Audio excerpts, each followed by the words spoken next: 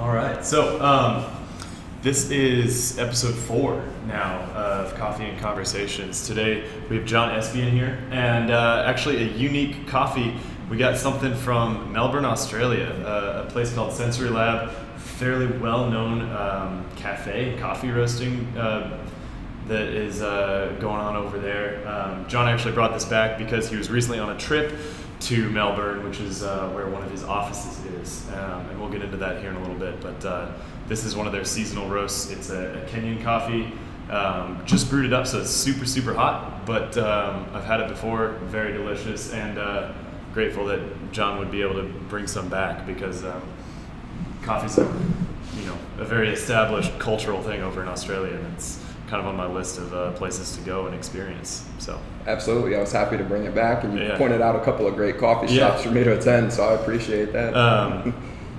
John actually showed me this app called Bean Genius. No, not Bean Genius. Bean excuse Hunter. me. Bean Hunter. A place. It's like just a hunter for where to find coffee, and I've had a few Australian customers as well come in because they found the coffee shop listing on Bean Hunter, which is pretty cool. So anyway, John Espey, right now he is the CEO and co-founder of Levvel, which is a tech firm. They started in Charlotte, but now have offices in 6 U.S. cities and how many other countries? We have offices in 2 offices in Australia, in Melbourne and Sydney, and then an office in Singapore as well. And then we're doing projects in Europe and in Latin America as well, although we don't have an official presence on those continents. Cool. Let's kind of rewind a little bit, because I guess let's start from, where did you grow up? So I was born and raised in the Washington, D.C. area in Northern Virginia, actually. And I lived there for about 28 years. I went to undergrad at George Mason University and spent basically my entire, the first 28 years of my life there in D.C. Nice. And then you attended Duke for grad school. Did that happen after your 28th year in D.C., or was that before?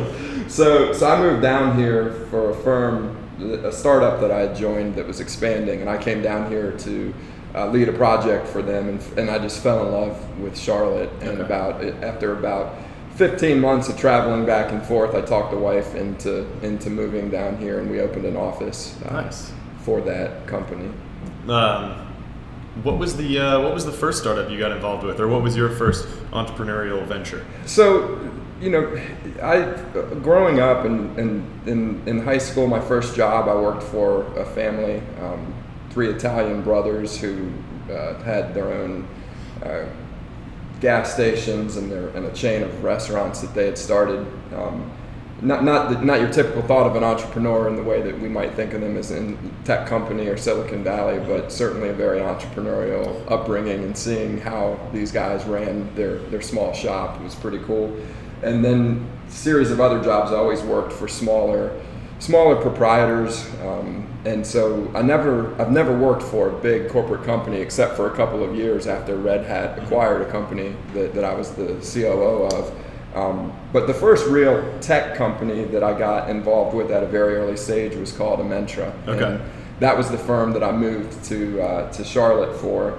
And to answer your question, once I'd moved to Charlotte, about 4 years later, my GMAT scores were expiring and I didn't want to retake them, so I decided it was time, and I decided to go to Duke, because I was either going to go to Duke or North Carolina. I didn't really care. I flipped a coin and applied to Duke, and when they accepted me, I said, this is where I'm going. There you go. But I worked for Ament. I joined as an employee number 9. It was a small firm. I was working for a very good firm in a similar space, but I met the founders of and leadership team at Ament and was just blown away.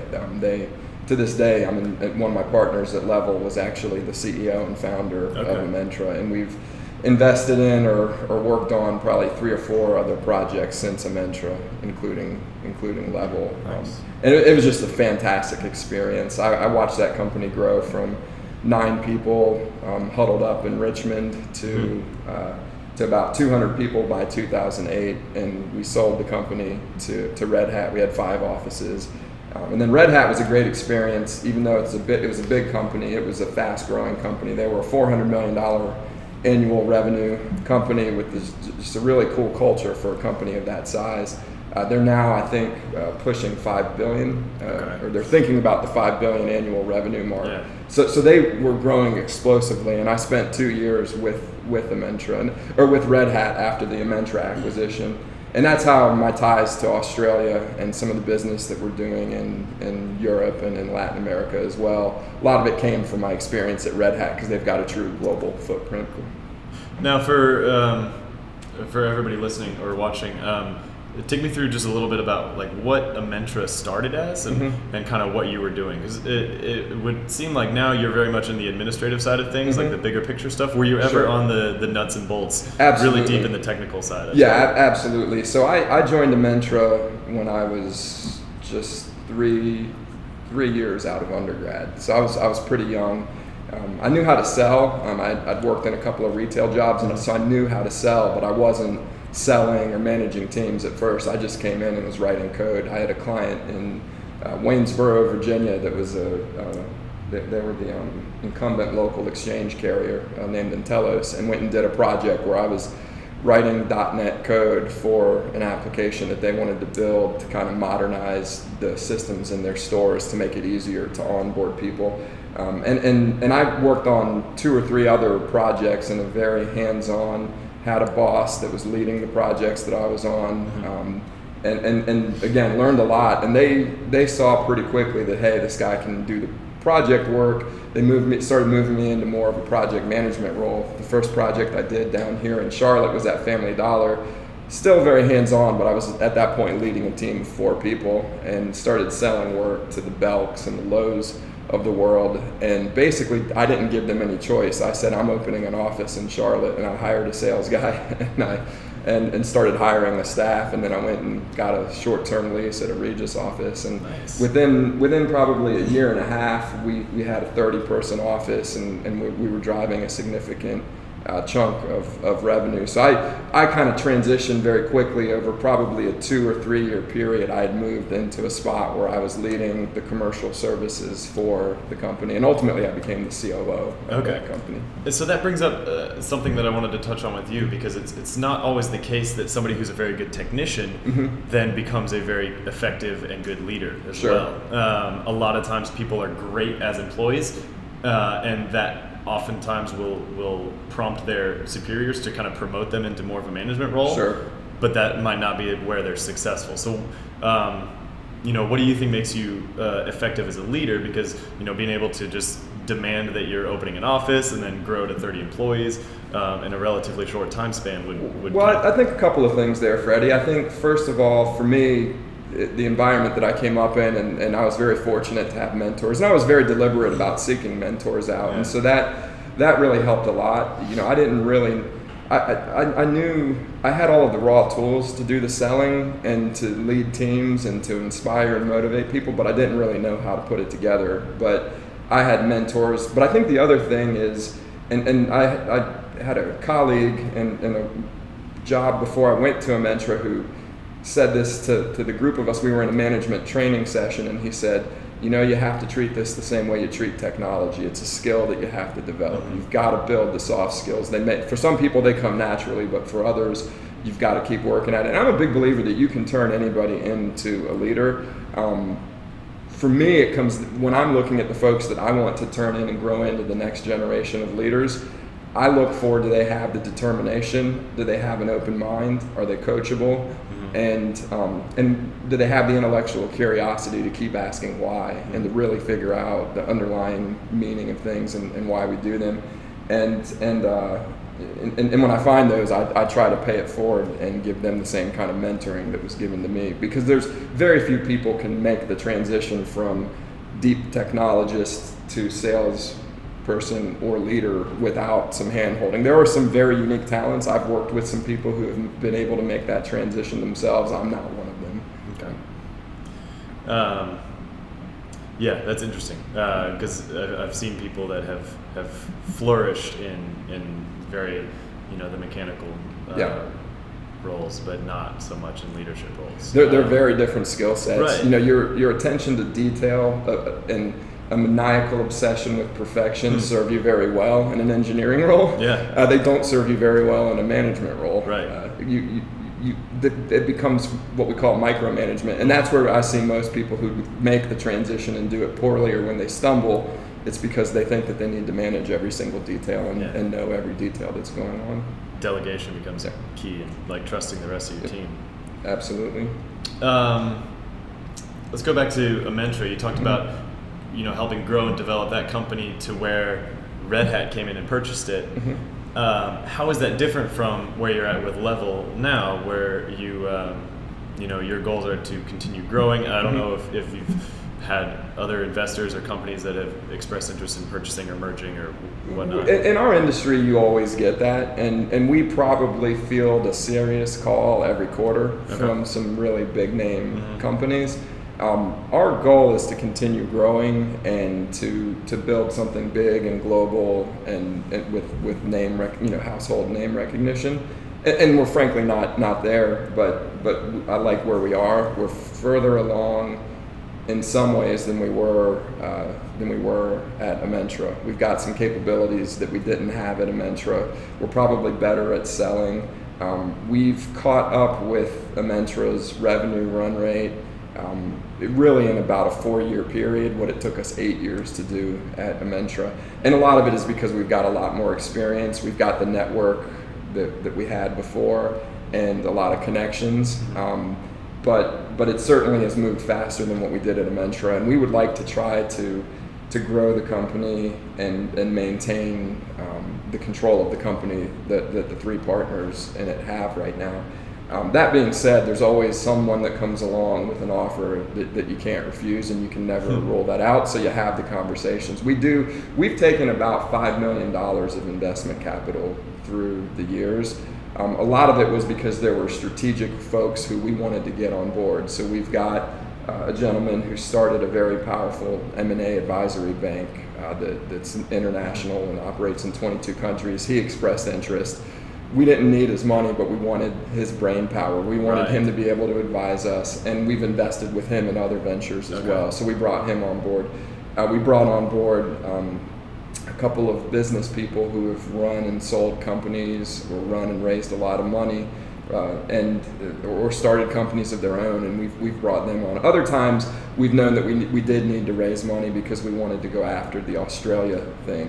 When you open an office in Washington, D.C., it's one set of challenges. When you open up in Australia, 16 time zones ahead, some parts of the year, and a 15-hour flight from L.A., it's a very different ballgame, and you need a little bit more capital to do that kind of thing. Right. I just forgot what I was going to say.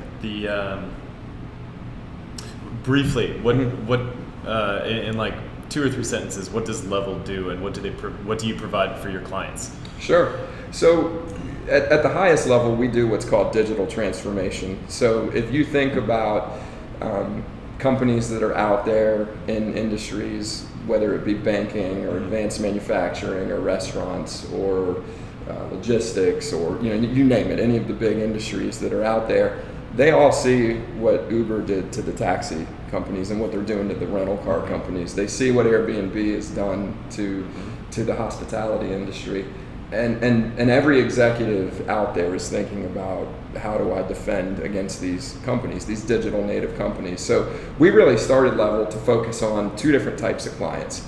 And the reason we picked Levvel as the name is we level the playing field for both types of clients. If you're a small technology firm, you probably are very good at putting a small team together that can build things very quickly, but your big company clients want you to scale. They want you to have compliance and governance.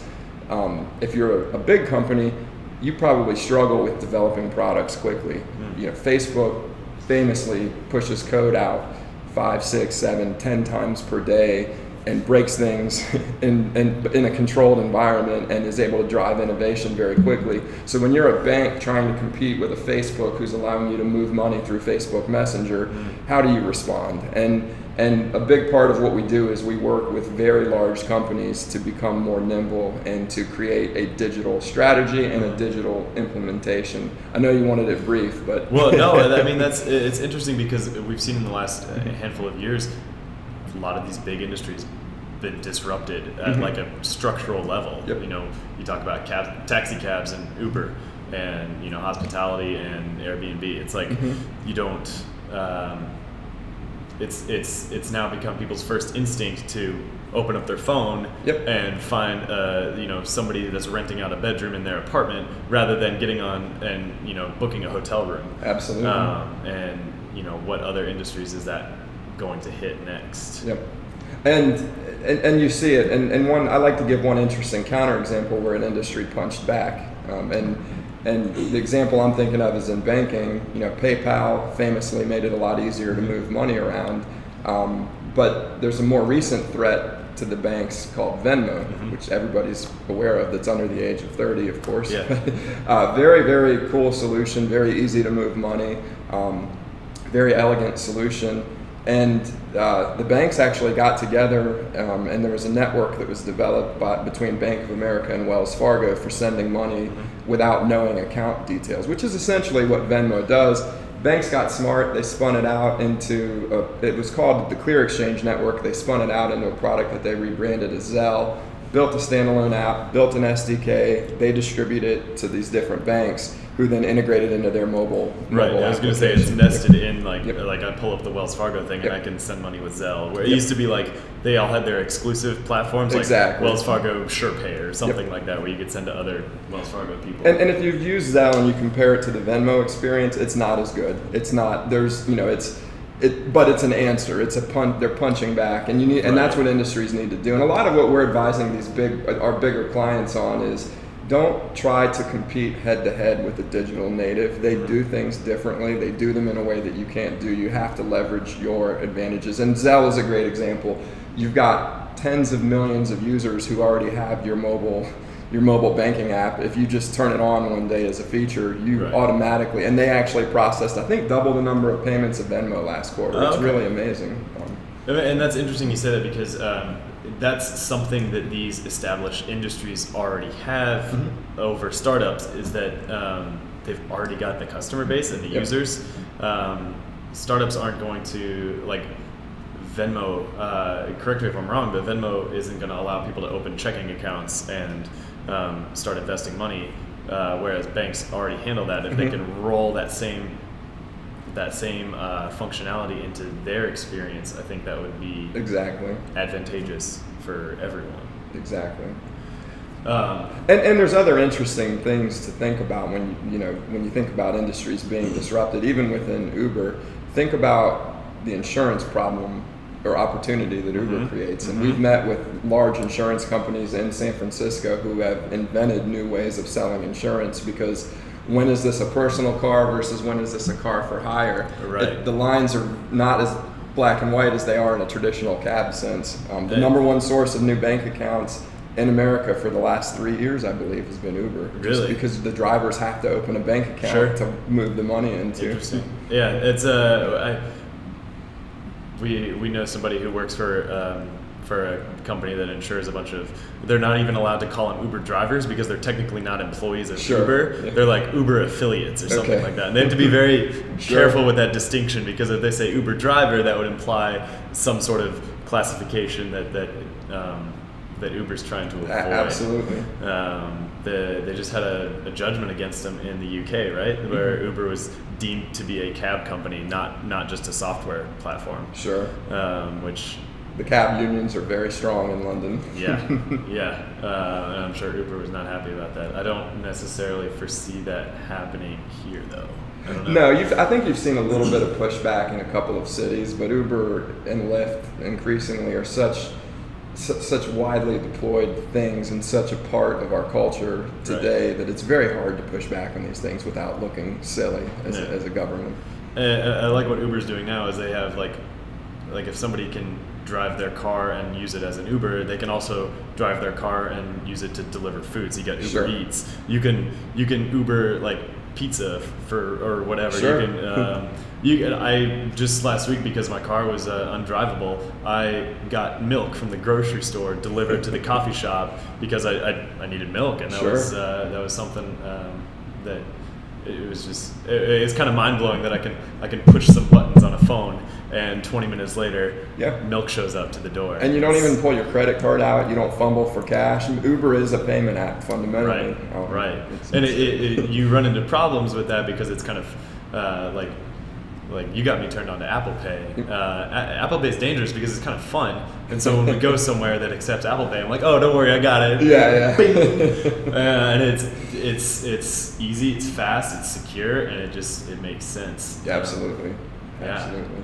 And there's other interesting ramifications in the Uber question, especially when you start to think about when we have driverless or autonomous cars. I can't wait. What happens to parking lots? What happens? Do you really need to sell 5 million cars a year as a car industry?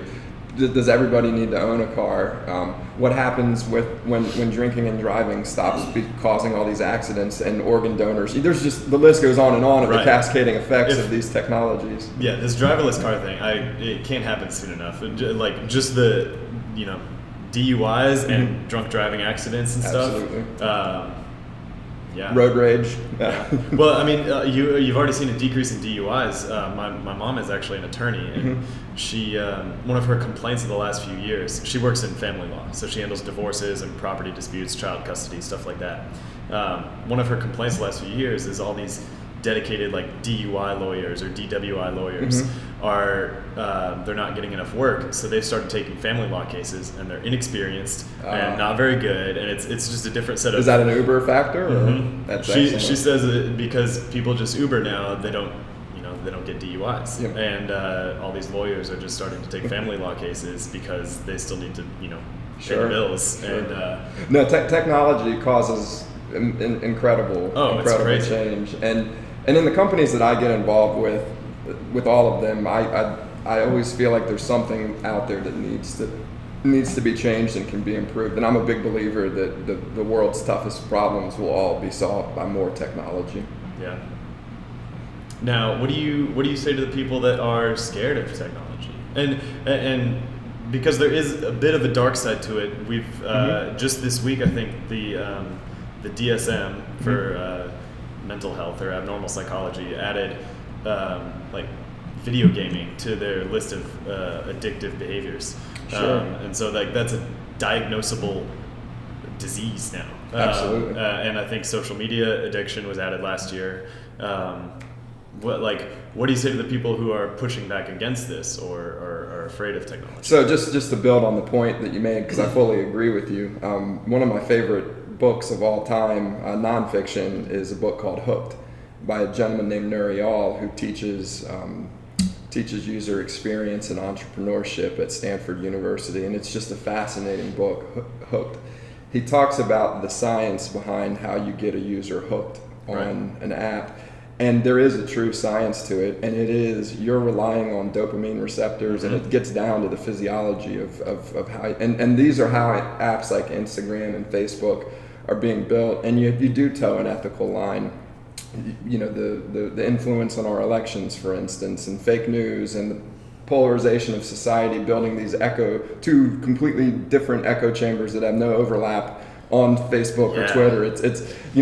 What I would say to folks is, every time you introduce technology, there are challenges like this, and people use technology for bad reasons. The Nazi regime, for instance, leveraged technology very heavily that was designed for good purposes. It can be used for bad. I think the government has to adapt and figure out how to regulate these things better. And I think we as a society have to ask ourselves where the boundaries are. And I think you see it. I think what Snowden, when he unleashed the treasure trove of NSA data and exposed really the extent to which technologies were being arguably misused by the federal government, I think people are starting to ask those questions. I think as painful as all of the data breaches have been, every time one of those happens and we talk about it, and we hopefully we move the ball forward with what we deem as acceptable in these things. And I think you're starting to see it with Facebook even. I think that enough people are upset about Russian influence in our election through Facebook, and hey, you Facebook operating this network, it's not okay for us for you to just say, I'm going to let whatever go on my network. Yeah, it's really interesting because these platforms that have millions of users, the Facebooks of the world, and Facebook owns Instagram obviously, but like, what is their role? What is their responsibility in all that? Sure. It is an ethical question for yeah. sure. And it's not as black and white as cigarettes are, right? Like cigarettes are very clearly there, or guns, right? There's responsibility very clearly of some sort for those manufacturers or medical devices. It's a little bit different with the social network. Sure, because the promise of Facebook or the promise of these technology platforms is there. It's connecting people. It's making if it's Uber, it's getting a ride home, or when you're drunk, it's making a smart decision and getting an Uber rather than trying to drive yourself. The promise is there. Sure. Well, and I think the other dark side that we haven't talked about yet is there are losers in the short run with technology. If you bought a $750,000 medallion to operate a taxi 20 years ago in New York, you're probably not feeling very good because the value is now a third of what it was, largely due to Uber. There is a dark side there as well, and I think I saw Mark Warner speak in Virginia. He's one of the senators in Virginia, and he was talking a lot about Society 2.0, or he had some similar name like that, and he says, the social contract has to change now. It's not go to school for 4 years, pick a career, and then go do it for the rest of your life and never go back to school again. Right. And there are questions about what that society needs to look like. Is the government responsible? Who's responsible for the training? These are all questions that need to be sorted out. Yeah. But I think very clearly the society that we developed over the last 100 years or so, you're starting to see that technology is even changing the fabric of that society, and we will adapt to it as we always do. Yeah. You touched on education, which brings up a couple things I wanted to ask you about. First, your education. You went to George Mason, right? That's correct. And Duke. Do you think that was essential to get John Espey to where you are now? That's a tough question. I mean, I think that the experiences I had at both Mason and Duke, I'll always cherish, and I met a lot of really good people, and I learned some really good skills. And even at Duke, I took a class on venture capital and private equity, and learned about deal structures while I was structuring a deal for a company that I was starting, and so that was very pretty helpful. Applicable, yeah. But look, I don't think that you have to. I think I could have done a lot of things without the education as well. But I would still tell anybody, if you can afford the education, get it. Spend the time doing it, and especially the MBA. For me, the biggest thing about doing the MBA program was just learning how to balance multiple things, because it's a lot of work. I did a weekend program where I was doing the same amount of work as the daytime program folks, but I was working for Red Hat at the time, and it was really good to learn how to balance so many things at once. I'm guessing instead of a lecture being spread out over Monday, Wednesday, Friday, it was like Saturday you go in at 8 o'clock and you're in lecture until like 1 o'clock, and then you have Friday another 2 hours after. Friday from 8 to 6, and then Saturday from 8 to 3. Yeah.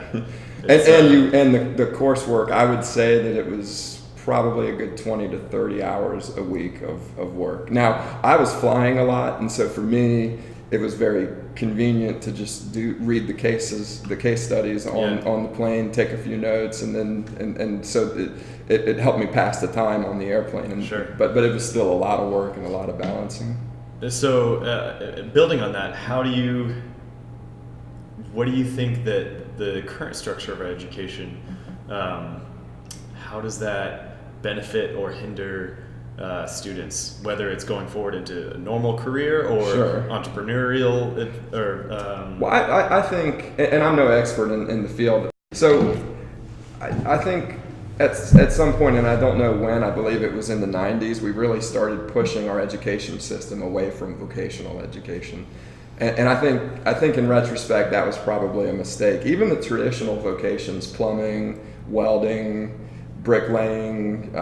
I think that there's a lot of value, and you look at there's a lot of very good paying jobs that aren't going away in those fields, and Sure. and we're understaffed, frankly. But the modern vocation, to me, is a lot of the things that are related to what we do. So networking technology, working with Cisco routers, or the various hardware that's in the data center. That is a vocation that doesn't necessarily require a 4-year education and pays very well.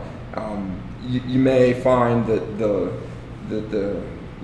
shelf life that you get out of a Cisco certification isn't as long as the shelf life you get out of an accounting degree. So you have to have the mindset of, I'm going to go do a 6-week or 6-month program whenever the technology starts to shift.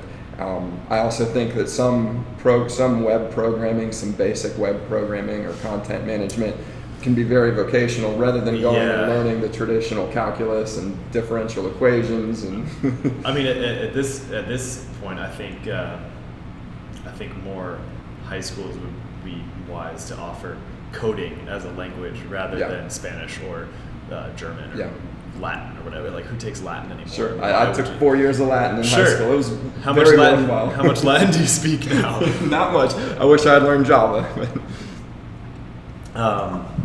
It's but I agree. But I still think there's a place for the traditional education. But I think that folks should also be thinking about, how do I marry the things that I learn in a more liberal arts education? How do I marry, or even a business education, how do I marry it with the IT? Because every job that is out there has a component of IT in it right now. And if you can speak both languages, you're just a lot more employable. Yeah, that's very true. And something I wish I realized a little sooner. I just kind of, there's so many things you take for granted. Sure. But it's interesting because technology shifts very quickly, and industries change very quickly based on the technology. Absolutely. But as a college kid, you more or less enter a place with a bunch of other 18-year-old kids, and 4 years later you emerge, and you've been with the same group of people for 4 years, all learning the same number of things, and you're in this sort of bubble.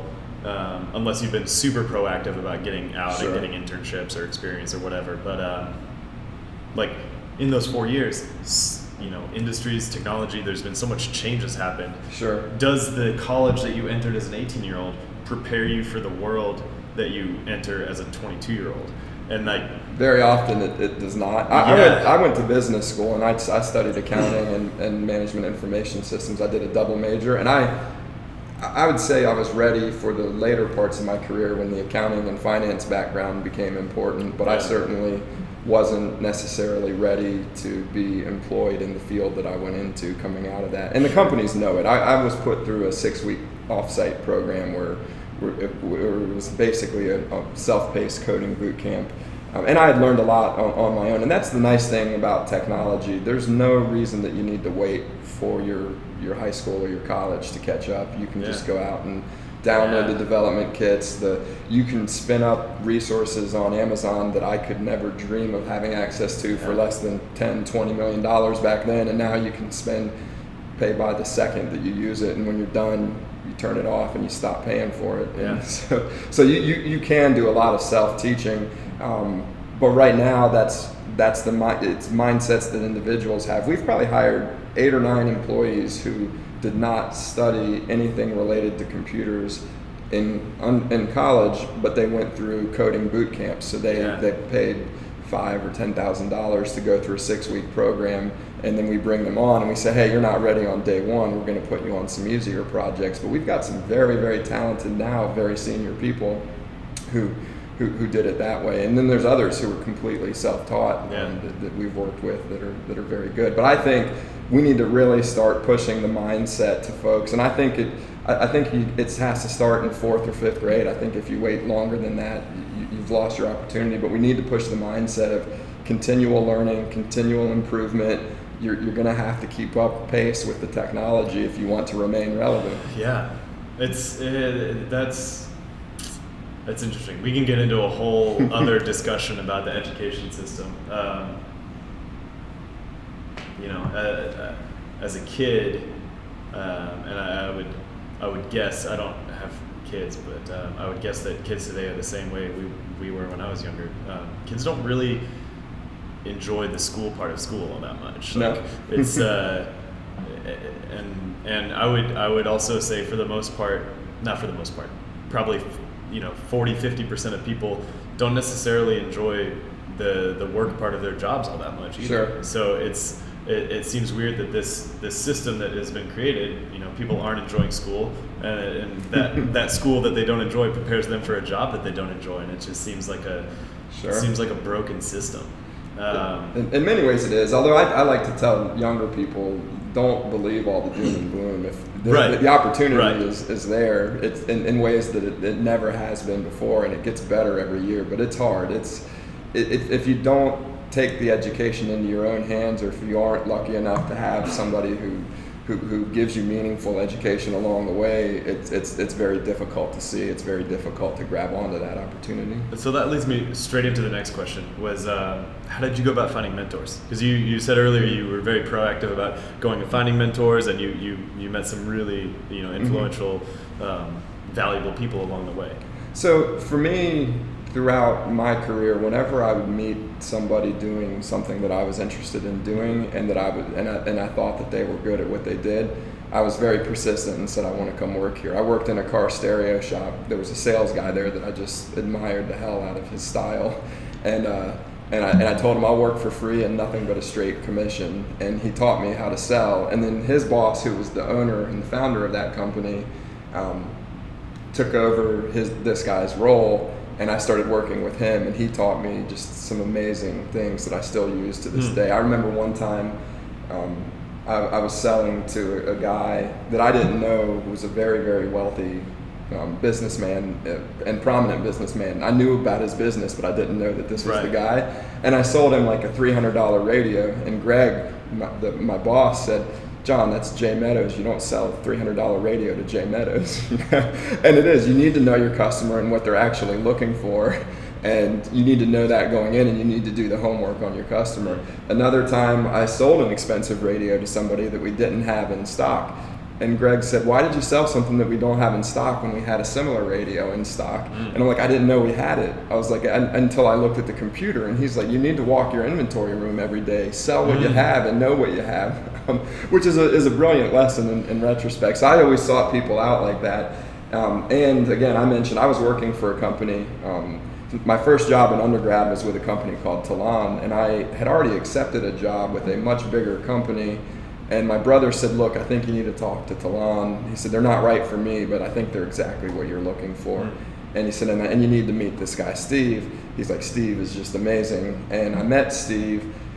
They interviewed me because of my brother. They weren't interviewing at George Mason's campus, but my brother was at UVA and had met them on campus there. Gotcha. And Steve was rifling through a set of resumes for the 18 people he was getting ready to talk to. And he said, George Mason, since when did we start recruiting at George effing Mason? And the recruiter runs over and goes, that's Brian's brother. And he said, oh, okay, let me go meet him, the kid from UV. But I ended up meeting this guy, Steve, and he's just so dynamic. And so he's telling me his vision for where he's taken. And he wasn't even the owner of the company. He was a regional vice president. Yeah. And I said, I'm working for this guy. I don't care what they pay me. I'm going to go work for this guy. And I spent 2.5 years working with him, and when he left the company was when I found Amentra, and I had found Mike and Matt who just impressed the hell out of me, and I said, I'm going to work for these guys now. So how do you approach mentorship now? Are you still actively seeking people that you can gain some advice or value from, or absolutely? How do you are you a mentor to people right now? Is that a result of somebody seeking you out, or do you sort of like take people under your wing? How do you approach it? Sure. So it's tough because it was very easy the first year or two when we had, the first year I think we ended up with 12 people, and the second year we had 40, and it was pretty easy to know everybody, know everybody's name, know their spouse, know their kid's name, and people, when you get to know them, it's very easy for them to say, hey, I want you to teach me how to do this, or I want you to take me under your wing and do this. We have about 150 employees now. It's just difficult to know everybody in a really meaningful way. And so I tell folks, you're going to have to seek me out because I can't seek you out. And I have a calendar set up that I commit 6 hours a week to. It's called Shoot the Shit with John. Yeah. And anybody is welcome to get on there, and I tell them you can talk about whatever you want. It can be about work, it can be about who I think is going to win the Super Bowl, it can be about watches, whatever you want to talk about. But so I try to do that. On the other side, I constantly seek out mentors, and I constantly try to get in contact with mentors that I've worked with in the past, for sure. Do people take advantage of the shoot the shit? They do, not as much as I'd like for them to. It's the same people who already were seeking me out for the most part. That's interesting. But it's a relatively new concept, and we're still experimenting with it and trying to get it right. Yeah. Is that with the idea of just creating closer relationships throughout the company, or? Okay. Yeah, for me, we're in a people business, and so our business starts and ends with our people. We don't have inventory that we sell. Right. We don't have assets on the balance sheet other than our standing desks and monitors that we buy people. Our asset is our people, and if they come to work for a small company like Levvel because they want access, not just to me, but to the entire executive team, and so we've always had a very open door policy.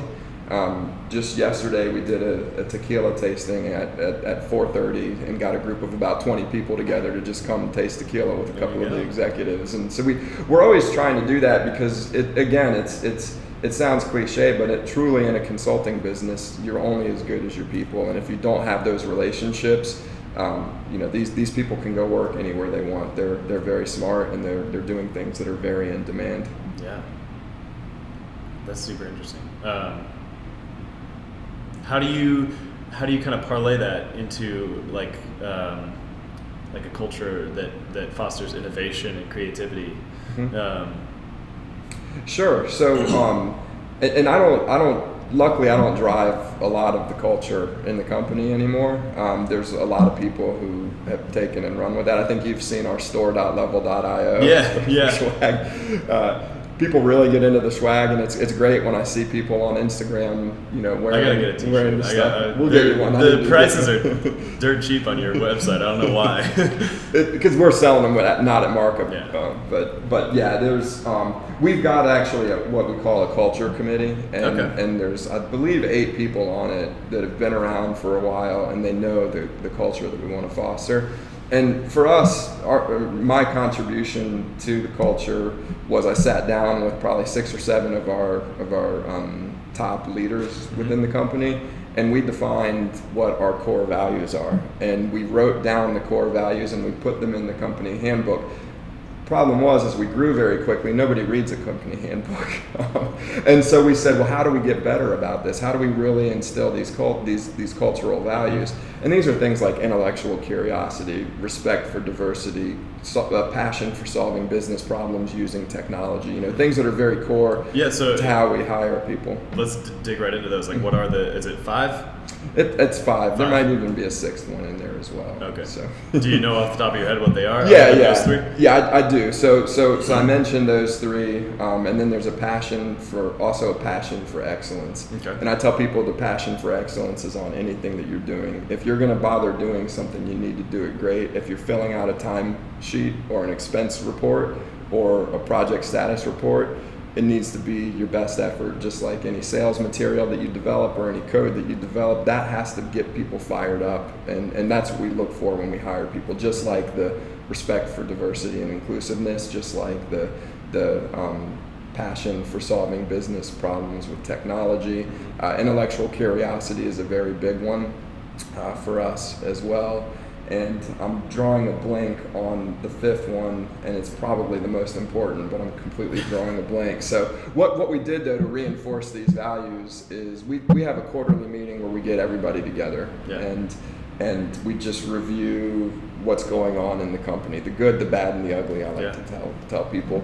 We review the profitability of the company, the revenue, the targets of where we want to go next quarter. We review any new projects that we started, any sales activities that we're working on. We review any marketing activities or marketing campaigns, and then we like to dig into a technology or a theme that we're thinking about. And we decided to add a whole nother section called core values award. And so we print out what the core values are on a slide, and we set up a voting system beforehand where people are able to nominate 2 winners every quarter of the core values award. Cool. And then we have a committee that reviews those and selects the 2 that are most appropriate. And that's been really good at kind of reinforcing, hey, these are the values that we as a company take very seriously. So that's been a big part of the culture. The culture committee, and again, in consulting, it's tough because there's a tendency to affiliate with your client more than with the company that you work for, because oftentimes you're spending more time working with the client than you are with your other coworkers. You build cohesiveness within your team at Levvel that's working for the same client, but you start to identify with the client in some cases. So we do the quarterly business meeting that I talked about, which is a big hit with our folks. We do an annual holiday party where we everybody gets dressed up, and we go bring the spouses and go to a nice venue, and that's a big source of making people feel like they're part of something more than the client work that they're doing. We do every Friday, we cater lunches, and that's a big hit. You'll see 60, 70 people show up in our Charlotte office. It's standing room only in our kitchen because it's such a hit. We also pay for our employees to do CrossFit, and we do that because not everybody takes advantage of it. CrossFit isn't for everybody, but we do it because, again, we want people to build the camaraderie. And there's nothing like one of our employees who's half my age coming in and kicking my ass in Fran, to build that kind of cohesiveness. So we try to do a lot of things like that. We do I think twice a year we do a family picnic, and there's all sorts of events that are going on. We do we recently did a Habitat for Humanity. A couple teams went out and built houses for Habitat for Humanity, and we had a special Levvel Gives shirt made by our design team. That the only way you can get that shirt is if you participate in one of the charitable events. We did a food and present drive 2 Christmases ago that was very successful, and those kind of things build kind of that community and the culture within the company. How does that relate to John Espey? You talk about the 5 core values of Levvel. Mm-hmm. Have you boiled down the 5 core values of John Espey? I think we have, but I think that it's probably an iterative process. I think that as we got in and Chris is my co-founder, and Matt, our other co-founder, the 3 of us really, as we saw the company evolving, I think we started to realize some things matter more than other things, but a lot of them, I think, are in there that are important to me and that we've sought out in the people that we hire. What about for you, your life personally, not separate from Levvel, separate from whatever you've done? Like what drives John? That's a good question. I do think that I do have a passion for excellence and a passion for challenging myself. I met you through the CrossFit gym. CrossFit really appeals to me, and to me signifies the way I want to live my life, which is try to do something that is so incredibly hard that you can't imagine possibly doing it. And eventually you tackle it, and then you can start to do more difficult things. And that's, I think, largely, not just in business, but I think that's the way that I like to think about things. I like to set goals that are directional and then try my best to achieve them and recalibrate as I need to. If I get close to the goal, maybe it needs to extend a little bit. If I clearly am not going to hit that goal, I need to recalibrate it so that I can actually, something that I can actually achieve or get close to. Gotcha. But yeah, my personal goals, I've got a 9 and a 5-year-old that I absolutely adore, although I was ready for them to go back to school after winter break. Yeah. But seeing those guys grow up, and I was at the 9-year-old's basketball game today, and it's just really cool seeing seeing them go through a lot of the same things that I went through. It was a long time ago when I went through it, but I still remember some of it. So. Right. Which kind of brings us to the next line of questioning is like, what advice do you give an 18-year-old kid, Mm-hmm. An 18-year-old version of yourself? You have a phone call with him. Mm-hmm. John's on the phone. What do you say? So I would say first and foremost, John, pay more attention in math and science and in your engineering classes. Yeah. I'm pretty sure I would not have listened. I would have told myself to get more involved in sales earlier, and I would have told myself to really pay attention to the journey. I think too often we get caught up in the result, and how you get there is 90% of the fun, no matter what it is that you're doing, whether it's doing a workout or training for a marathon or working with your kids to get better in math or whatever it is that you're doing, and especially in your career. I think that now I really appreciate the journey, and I try to be in the moment instead of just how do I get to where I'm trying to go. And that's something that I've just learned probably in the last few years, really. So that would probably be the best advice I could have given myself, knowing how little I thought about anything other than just the result back then. Yeah, it's interesting you keep touching on your sales experience.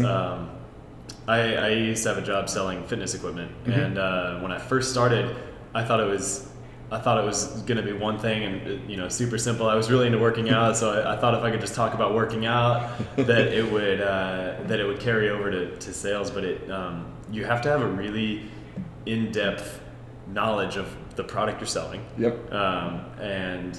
And when you kind of take that experience and transition it into something else like entrepreneurship. You said your employees can go work at any company, right? Like they're talented individuals, they can get jobs anywhere. You got to sell them on why they should work for you. Yep. You have to sell customers on why they should use your company, which involves having a really, really in-depth knowledge of what you do and who you are and what your strengths are. So that's something that's stuck with me more than what motor is in a life fitness treadmill. It's just about having that granular knowledge of what it is you're doing and who you are. And you need to have the knowledge. I think more than anything, what I've learned in selling is that you need to sell the benefit, not the feature. Yeah. Like you don't go to Home Depot to buy a drill bit because you want a drill bit. You want a hole in the wall. And you don't even really want a hole in the wall. You want to hang a picture on the wall. And you don't even want to hang a picture on the wall. You're trying to preserve a memory.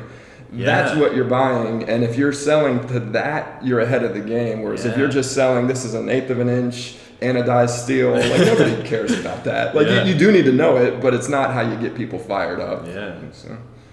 Yeah, that's a great analogy. Back to that original question. What do you tell some other 18-year-old kid out there who wants to be the next John Espey?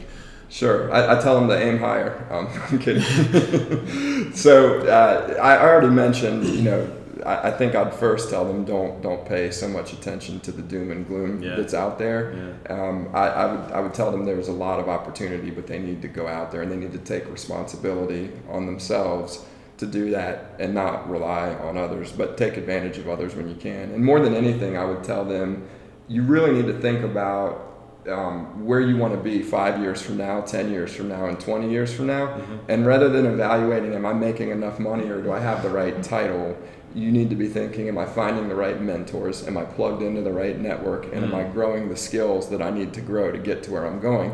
And if you aren't moving in the right direction, you need to figure out how to. And largely it's going to come down to finding the right mentors and getting into the right experience. Too often I see people who think job hopping is the way to get to where they're trying to go.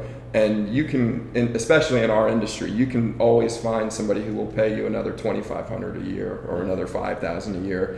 And that's a fine path, but the value that you get out of building a network, the value that you get out of learning skills and doing things, learning how to sell people on things, learning how to lead people, how to inspire people, that's the real value of your career and what you need to be. If you can focus on that, from 18 until throughout the rest of your career, you're going to have such a leg up on everybody else that the $5,000 a year or even $10,000 a year really doesn't matter. It pales in comparison to if you can build yourself into that leader that you think you can become. The last question, which usually I would go in a different order, but what is the best bit of advice that you've received? Sure. So one of my favorite business movies of all time is Glenn Ross, and Alec Baldwin's character talks about ABC, always be closing, and I think that that's true. And you alluded to it earlier, right? You are always selling somebody on something, not just the proposal that you're delivering to the CIO of a client, but you're selling the prospective employees, you're selling investors, you're selling decisions that you make with your coworkers, with your peers, with your superiors. You're always selling. And for me, the real light bulb moment came on around selling. And again, I did a lot of selling earlier in my career while I was in high school and college. But when it clicked on selling in the enterprise, and not just sales, but the other side of selling that I just talked about, was I had a mentor at Ament who was the best in the world at telling a story to get people excited. And what he did was he told a story that he was intimately familiar with. Doesn't matter how directly relatable it is to what you're doing. If you can tell it with passion and you can get into all of the details, and then you figure out a way to relate it to convince somebody that, hey, this is why this is relevant to you, it's very effective. And I knew that I could do that. That was a thing that I could naturally do. I could always tell stories to people, but I never had made the connection that, hey, this can be a very, very powerful tool for selling and convincing people of things. And just seeing a pro in action doing it was really amazing. And it's funny because I've taught probably 3 or 4 of our top guys who had not done sales before. I've taught them kind of that approach to selling. And we were actually, my co-founder and I, Chris, who's a fantastic seller, one of the best I've ever seen, but it wasn't what he was doing when he and I first started working together. And I taught him a lot of things about selling. And he said to me when he met Mike, my mentor from Ament, he said, he's like, I could see that was my mentor, even though I'd never met the guy before, because I could see how, I could make the connection that this is where you learned how to do this. Yeah. So that was, it wasn't specific advice that Mike gave me. It was much more just a way of selling and making that connection through a story rather than going through a list of features. Yeah, and I think people can, especially in today's world where you're always kind of filtering information, whether it's from your phone or whatever. I think when people can see that authenticity. Yep. Like when you really know and you're personally invested in a story, that's something that kind of shines through all the rest of all the bullshit that's out there. Sure, it does. And the other thing that I learned in that experience at Ament was just the value of expectations management. You're not going to deliver 100% of what you say 100% of the time. And people can live with that if you set expectations properly, and if you own your mistakes, and if you're just very, very genuine with people. You can turn a bad situation into a good one.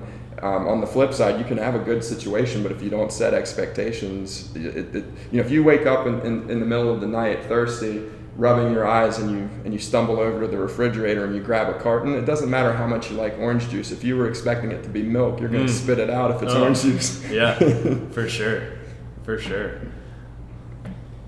That's another good analogy.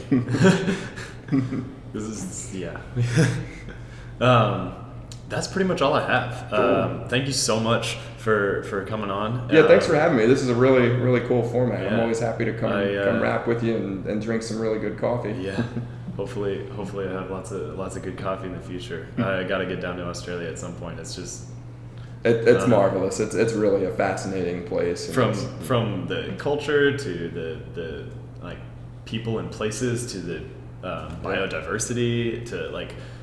I drove up the coastline and into the mountains and into the Yarra Valley while I was there the last time, and it was just the most fascinating thing in the world to me because I was seeing plants I had just never seen before. Yeah. I just didn't even know these plants exist, and hundreds of them as we're driving through.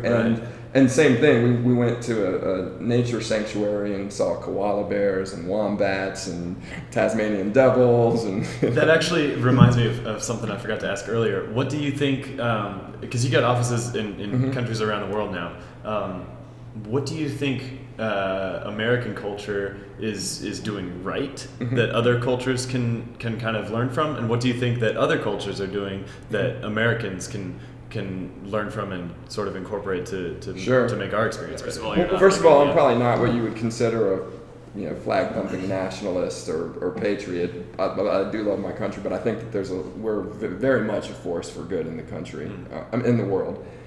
We've had some very well publicized mistakes and some bad legacies, but I do think overall that there's a lot that other cultures can learn from us. And I think first and foremost, it's our entrepreneurial spirit. I visit a lot of countries with a lot of great people, and I can honestly say I've never been to one that I think can create things the way that our dynamic culture can. And a lot of it goes back to this it's just that we just think fundamentally differently as a people. Now, a lot of other countries see that and are trying to replicate it, and that innovative spirit. But if you look at a lot of everybody everywhere, including in our country, is trying to replicate what's been done in Silicon Valley. And so there's a lot to be said there. Now, I think that the dark side of that is starting to come out, and Hollywood as well is very much. You look at what Hollywood creates, everybody is trying to emulate that, but there's a dark side to both, and we're seeing it with the Me Too campaigns right now, and that's the dark side of our culture. I tend to be an optimist and focus on the good things, but certainly there's a dark side to things as well. I think that when I visit a country like Australia or the UK or Buenos Aires and Argentina, I think that people in a lot of other cultures, on the flip side, they get life a little bit better and they understand that it isn't just about the work. It isn't just about the hustle. It's not just about the grind. And I think that a lot of other cultures have a much better balance. I also think that a lot of other cultures tend to have better practices around food, coffee, wine. There's a lot that we can learn from other cultures as well. Less of the processed, big farm, big wheat, those type of things. I think there are a lot of other countries that are worlds ahead of us in terms of the way they think about the food supply. That's interesting. I got into probably actually like the first significant person I ever interviewed was back when I was a student, and a gentleman named Michael Pollan was doing a speech, and I was chosen as a student moderator for like a moderated discussion. So I got to interview Michael Pollan. He wrote this book called Cooked, and he looked at a bunch of like food practices around the world, and that's he's got a TV show on Netflix right now that parallels the book nicely, which is really cool. I just watched the second episode of it recently, so that kind of reminded me of that. Sure. Yeah, one thing I noticed broad, and I hate to make generalizations, and I was admittedly in two very large cosmopolitan cities, but certainly in Australia, I did not see nearly the level of obesity that you see in America, and I think a lot of it is the food culture, but also the exercise and the outdoor culture. Granted, again, you go into any big city and you're going to see, generally more healthy people than you might in other parts of the country. But it was very striking being down there. And the other thing I'm always struck by, whenever I go to another country, is just how much more in tune people are with other parts of the world than we are. We tend to be very isolated and inward looking, and you see it in languages. I speak one language. As we said, I spoke Latin, which is useless, but I remember going to Argentina and meeting with some Brazilians who spoke fluent English, fluent Portuguese, and fluent Spanish, and I just felt so small. Sure.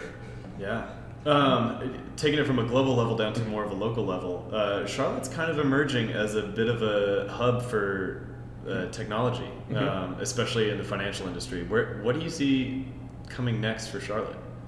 Sure, so that's a great question. With or without Amazon, because I know that's on the docket of every city. Sure. And look, I think that we've got a lot of really good assets here in Charlotte. When you look at what we've got in terms of banking with Bank of America and Wells Fargo, and now Ally and BB&T having big presences here, and Fifth Third and several other banks. And I think what you're seeing is, recently, two fintech companies have taken large investments from very, very sophisticated investors. Avid Exchange took a $200 million round of funding from Bain Capital and Brad Feld's group, who is one of the most famous early stage investors in the world. And then that was followed up, I believe, a year later by a $300 million investment from MasterCard.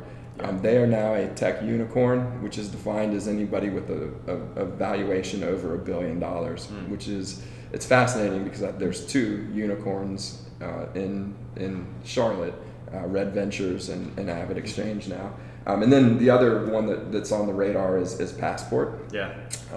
Passport started as a parking solution company, and they've grown to generally anything that a municipality wants to bill its clients on. So think subways or bus systems. So parking is one of them.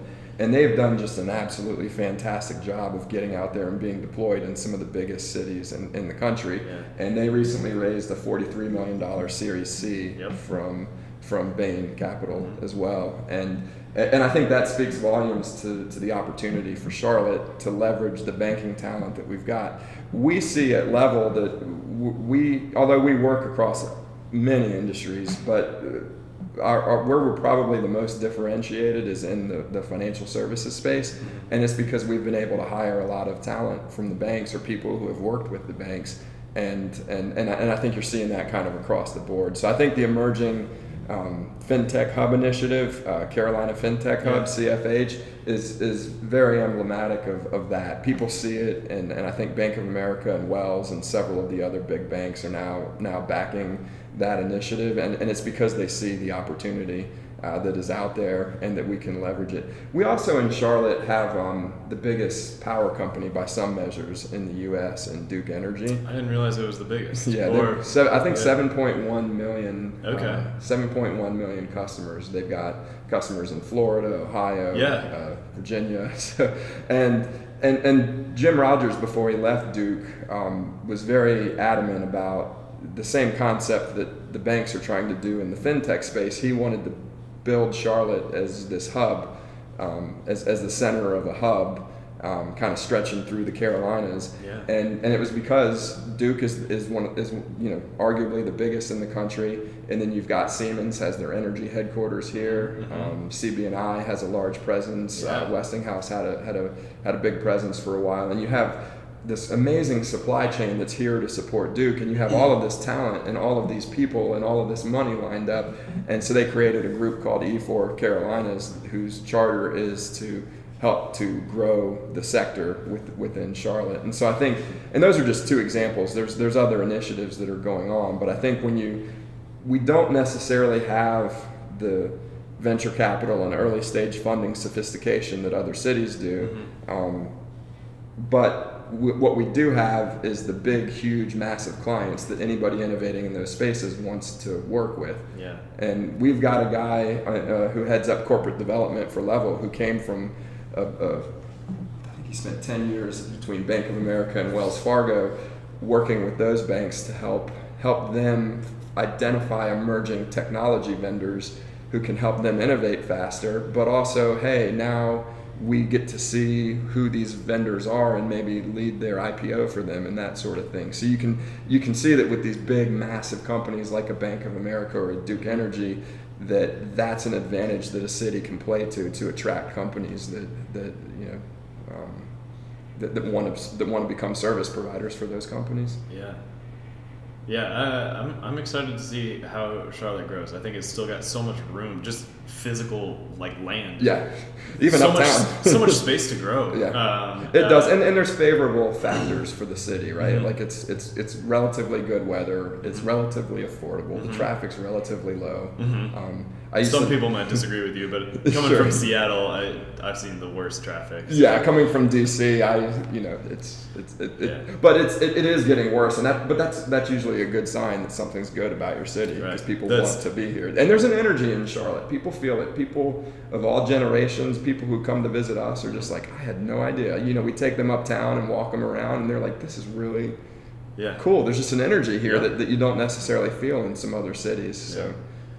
So you didn't ask, but my personal feel is we probably come up short in the HQ2 bid, but I think going through the paces of the economic development groups, Charlotte regional partnership and Center City Partners and the chamber and coming together and putting everything together, the package that they did. And I think Cooper's all in on it too, right? Governor Cooper. Yep. And I think that's worthwhile. That's part of becoming a world-class city, is learning how to do that. I don't think that we have the advantages of an Atlanta or a Dallas or a DC in that HQ2 race, but I think we're probably in the top 10 or 15. But I think that the next thing that comes around, like HQ2, hopefully we're that much more prepared and ready to land that type of thing. Hopefully I'm wrong. Hopefully we get HQ2. Who knows? I the Amazon checklist, the one thing we're missing is a major university. Yeah.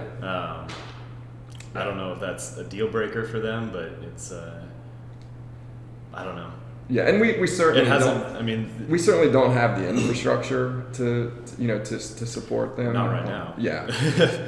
Yeah, I mean, and very few cities do. I mean, maybe a Dallas, Fort Worth does. Yeah.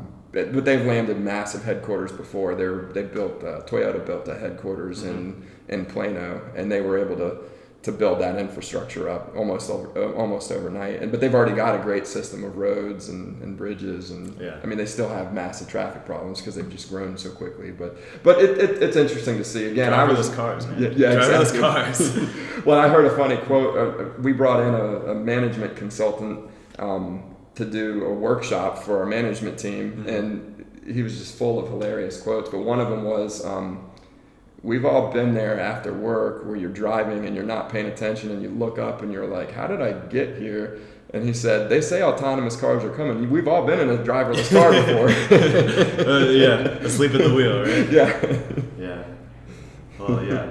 Anyway, I think Charlotte's in a good spot, and I think it is. I think there's a lot of talent here because of the banks, because of the big companies, and we're starting to see some real homegrown success stories. I think when you look at, I already talked about Passport and Avid and Red Ventures, but then there's companies like Map Anything who's doing very well.